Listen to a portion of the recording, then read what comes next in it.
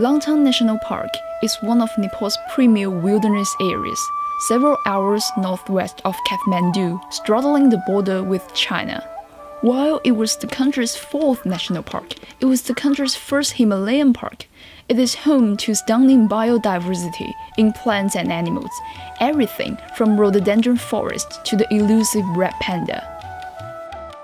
It is also home to a number of people, largely from the Tamang ethnic group, a Tibetan minority group who migrated to the region centuries ago.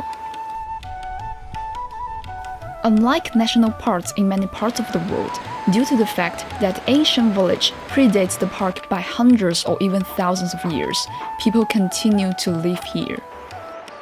They largely abide by new rules of conservation and live on a mixture of traditional farming and hosting travelers from all over the world who come to trek in the park. So national parks were built after the villages were there. So what happened was they couldn't, just resettle down all those villages while declaring the ecologically significant area. It was not possible to drag them out and make a whole boundary. So there are small villages, even in Sivapuri, in Everest, even in Langtang. But traditional life here seems set to change in the next few years. Huge infrastructure projects are getting built under China's Belt and Road Initiative.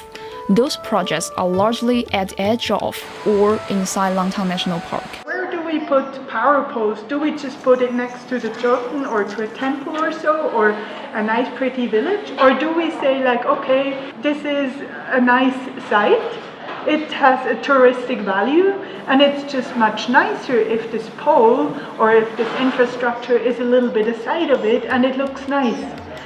And the Chinese border was opened to tourists in late August, potentially leading to a huge increase in visitors to the park. All of this development has profound implications, both locals and experts say, for the people and the environment of the area. It's also because of people. People are part of it. If it's empty, something is lost. To gain a better understanding of what this development means for the park, our team traveled through the area for 8 days, speaking to locals and tourists. And the team traveled in the only way possible for this, and so many others, rugged mountain areas of Nepal. We walked.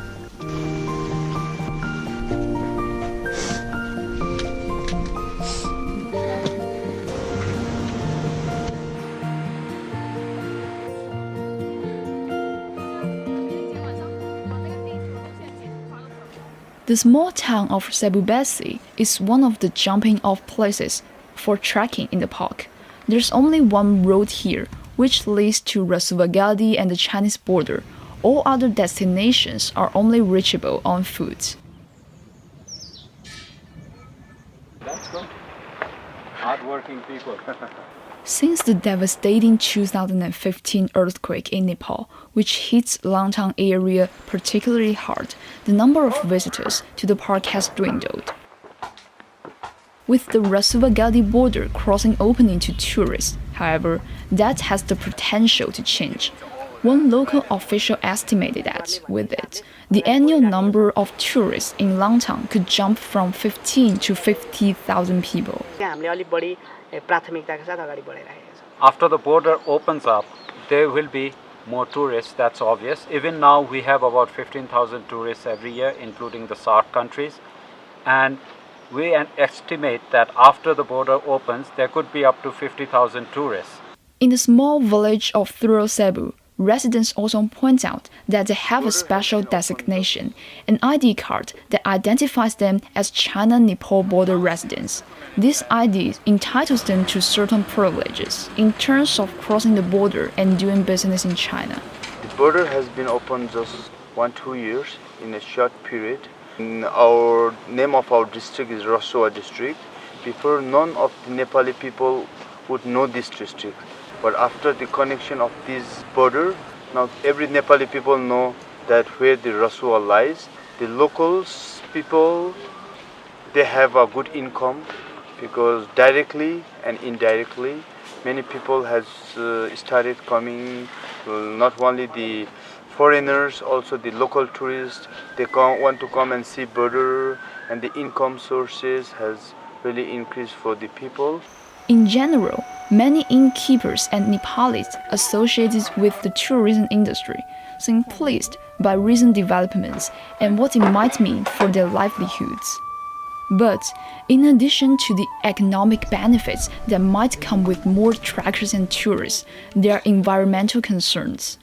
For example, if we are building hydro there, then they will have a road. So it is disturbing our nature, is it? Because it is disturbing the natures, and when there's a blastings going on, these things, then also the sound pollution. So for example, some animals will be living there after hearing these bad noises. They might change their habitats and all. Back in Kathmandu, Ramesh Bushore, executive board member of the Nepal Forum of Environmental Journalists and a reporter who's covered the area extensively, sees both the potential for development's benefits and its pitfalls. So something good will happen, definitely for the people who are really seeking some change in life. For example, if you see the land value, it has increased. If you see the trade, it has increased. Because they see that once these roads will come, once the train will come, their life will be easy because they will be more connected. A recent case of a Chinese business owner accused of smuggling gold into Nepal over the Rasuwa border has raised sensitivities to other kinds of potential illicit activity connected to development. These routes, if you see on the north, they are very active route for smuggling. We have seen wildlife trafficking, we have seen even human trafficking as well, and we have seen the gold and other timber trading, which is illegal. So this is a kind of a very active route, and curbing those problems would be a bigger challenge for Nepal's authority, and also for the Chinese too. Ajit Parajili is a park ranger and information officer for Langtang Park. He says that a good plan is needed to prevent smuggling and protect the area. Right now, they're already doing a lot in terms of checking by the National Army on behalf of the National Park, checking by other security agencies like the police and the armed police. And because we are bordering China, representatives of the National Park and representatives of the Chinese side, they have transboundary meetings to check what happens on the other side and what could be happening on this side, to try to bring in controls on both sides.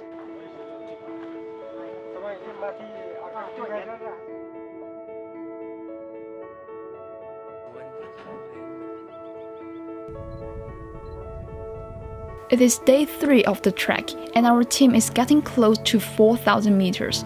In a small village called Loribina, we have the opportunity to talk to our first trekkers, young Israelis, a number of whom have recently finished with military service. I've been traveling for 3 months now. I arrived in Nepal about 2 days ago. But it's interesting for us, because we come from a very high-tech country and very progressed and Western country. And when it's interesting to come over here and see how the people in the villages live and see their lifestyle, and it's a big part of the experience. It's not only the scenery and the Himalaya and everything, it's also seeing their culture. The way they cook their food is like crazy. You can see the oven here. It's no air conditioning, it's very different.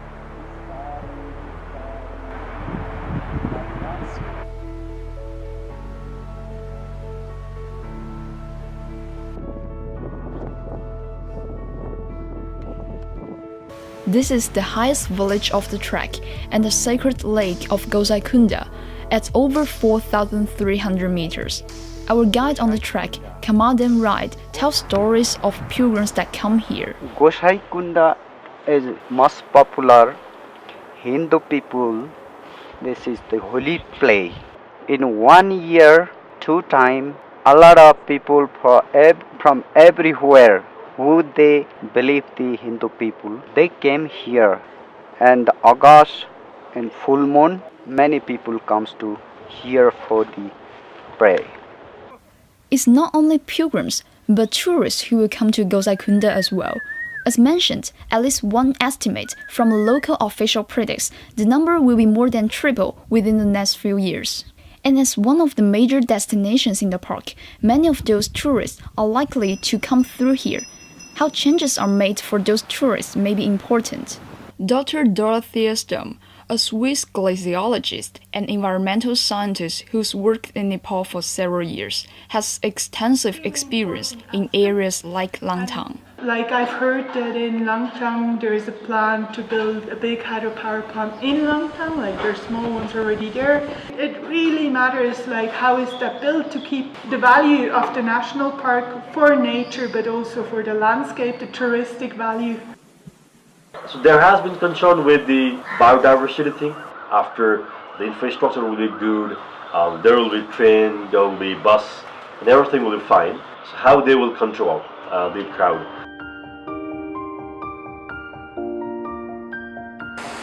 It is the end of the rainy season in Nepal, and until now, our team has been somewhat lucky with the weather. Today we are set to go over the highest point of the trek, the 4,600 meters Sayakunda Pass. At that altitude, however, the rain has turned into something else overnight. Careful. Be careful. Don't fall down. Wait, he's got his camera. Be careful. How's everybody doing? How's Kathleen and they're okay? Everybody's feeling okay with the altitude? The team makes it over the pass safely, and then it's a long walk down. Periodically on the track, the team meets random characters, and some seemingly from out of the movies or another era. Can I take a picture?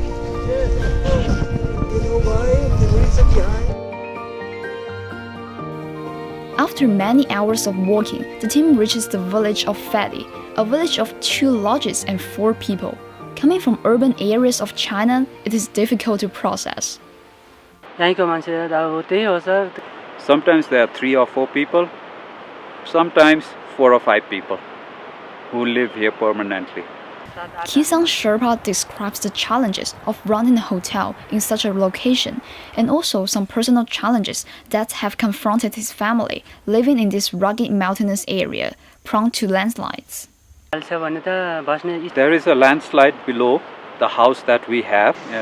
The situation is that we could have to move out. It is okay in winter, but in the rainy season when it rains a lot, then we might have to move. It had cost 500,000 rupees to build that house. Sherpa says that an increased number of tourists coming to Langtang would be a boon to his business, but only if he and his family continue to control the hotel. A plan is afoot to open up the management of Langtang trekking lodges to the highest bidder, a process Nepalis often refer to as land tender.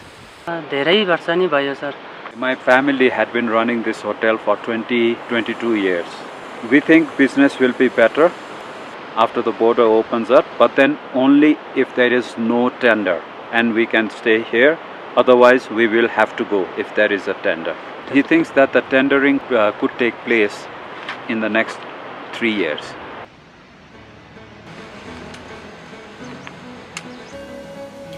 It's day 6 of the trek. The day starts off bright and sunny. The team believes it has passed the most difficult parts of the journey. Hello! This is our 6th day of trekking. Today our route will be up, down, up, down, up, down. Then the weather begins to change.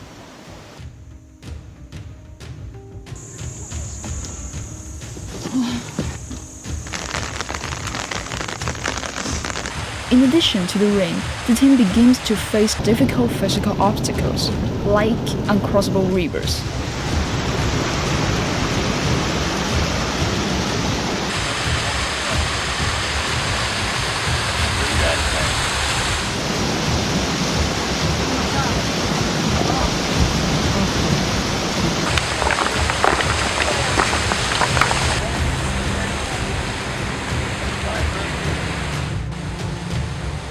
In the attempt to keep everyone safe, patience begins to fray. You gotta put your butt right there.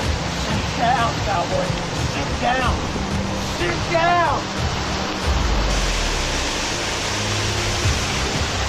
You gotta sit down. It's not an option. In the rain and the fog, team members get separated. Exhaustion mounts.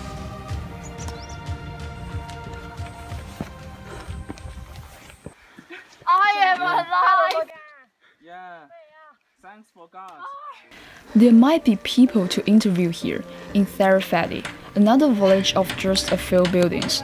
Does Katharina have rain gear? Somebody said she might not have a raincoat. We don't know. But not tonight.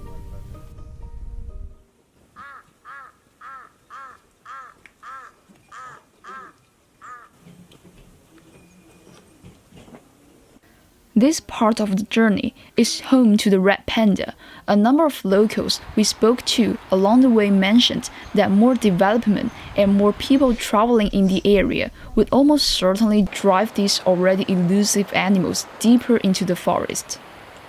So on one side we have changes because of climate change, but if we have a development with bigger impacts in nature, like roads and hydropower plant, that definitely will have a major impact as well on biodiversity. We look in vain for these rare creatures, but do manage to see some other wildlife.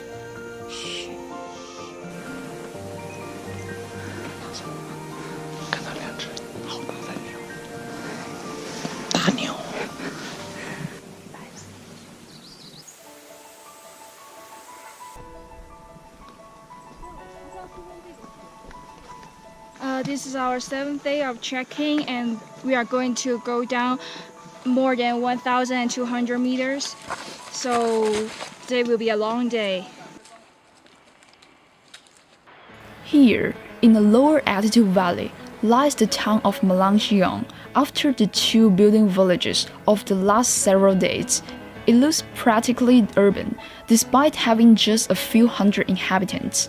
It also has one of the largest and most renowned schools in the area. So renowned, in fact, that students come here not only from nearby mountain towns, but also from as far away as Kathmandu. Pranay Gautam came through as a traveler several decades ago. What he found here in the mountains motivated him to stay. And I was on the trekking with my Nepali friend, and at that time was not a school. And all the children, they could not understand the other languages than the native. And some people, they requested to set up the school here. And I thought, why not to set up here the school? Because this is very nearby Kathmandu and very beautiful place. And they don't have the opportunity to go to the school. And I decided I returned back here and to set up the one school. Gautam describes the difficulties the school faced over the years, including the 2015 earthquake, and also the opportunities that the nearby development projects may bring. In Nepal, the transportations develop the road. Without road, we cannot see the development. If any problem, health problem to the mountain people, and if there is no road, and they have to die.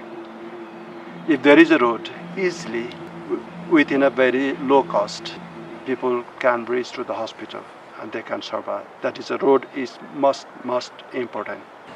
And also, road give the opportunity to the mountain people to stay in their particular native land. Otherwise, all the mountain people, they migrate to the cities. And education is, if we have the good school, and road, through the road, children can come to the mountain. And also mountain children, they can go to the city or university easily to the Kathmandu. And it is a good connectivity between the road and health and education. Start rolling. It's the last day of our trek through Langtang National Park. Again, it's a challenging day, this time due to the slippery path and hot weather. At a certain point, part of the team leaves water purification tablets along the path, as other members are starting to run short of water. It's another long day, and team leaders are worried about stragglers and late arrivals. I never fall. I went up in the air and I came down on my hand and I sprained my hand. But finally, 想，我要一瓶。哇。 After 8 days in Langtang, walking is a shock to the system to see vehicles. Over 8 days in Himalaya, we spoke to a number of people who are both bracing for and looking forward to the changes that China's Belt and Road Development projects may bring to the region. I think it's for people's identity. I think that's this cultural aspect where it's important to support and protect it, and not just have Disneyland that it looks like that, but that people live that. It's the life, it's their culture that they can live. To what degree will it change here? What opportunities or challenges may result from those changes? The communication with China has been a problem because they don't understand language. So how do you communicate with the adjoining areas where the pressure will be more? How to really make a communication channel between the Chinese government and the officials in Nepal government, do a regular communications, and how to understand the linkages is very important.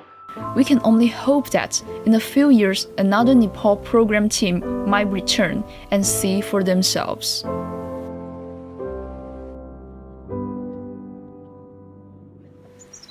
Oh! You look like a ghost. Here we go.